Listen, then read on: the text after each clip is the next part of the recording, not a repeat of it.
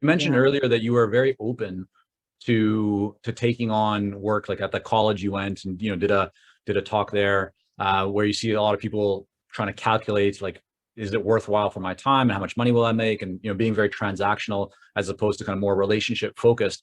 How has that mindset, or the way that you look at saying yes or no to work shifted as your business has developed? Because with many people, at the early days, like, you take whatever you can get.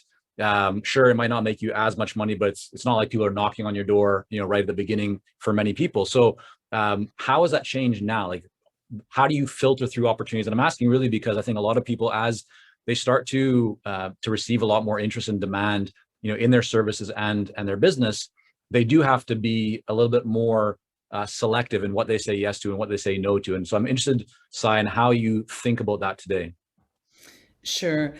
I learned this probably too late as I tried to raise kids and I traveled a ton and overfunctioned and, was successful. And people kept saying, raise your rates until you get the book of business you want. And again, I think I was kind of scared to do that. I was single mom at times supporting, young kids. And it really got to the point where I was not living a balanced kind of healthy life. Hmm. And so over time, I've had to look at it, not try and figure out what's the most lucrative business, but one, stay within my core. A lot of people ask me for science projects, and I'm like, oh, I could do that.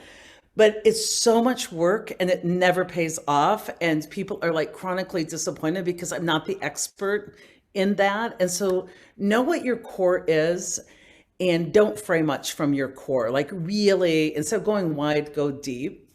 And then I just most recently will only accept work that feels energy building, not depleting, that I can do joyfully and peacefully. Like Hmm. I only want today on my calendar what I can do peacefully. And I used to, if there was a free moment on my calendar, that sellable time, sell Right. it. Yeah.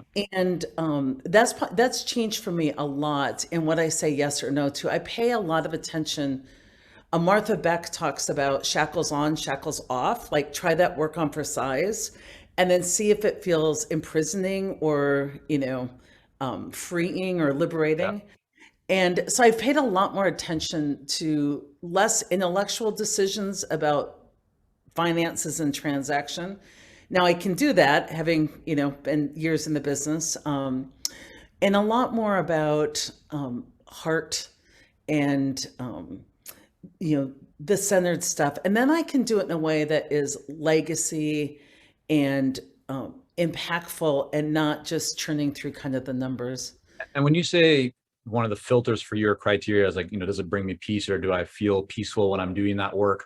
What does that look like? I mean, is that just, is it a feeling that you look at the work and kind of imagine what it would be like to go through that engagement, or is there something else going on? I'm just trying to really understand, like, how do you filter that criteria?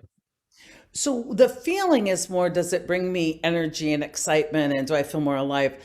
The peaceful piece is, can I do it peacefully? And what I mean by that is when I look at me starting to get irritated or starting to like not meditate twice a day or not be dedicated to healthy practices, Mm. and I start to get irritated and I look at my schedule, I'm like, I am over committing. I can't do that schedule peacefully.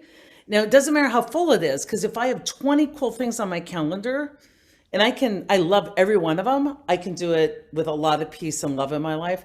It's more than when I start to be irritable, I start to ignore daily dedications, that it's probably not that I consider each and everything. It's more of a noticing over time and then adjusting and balancing that way. And so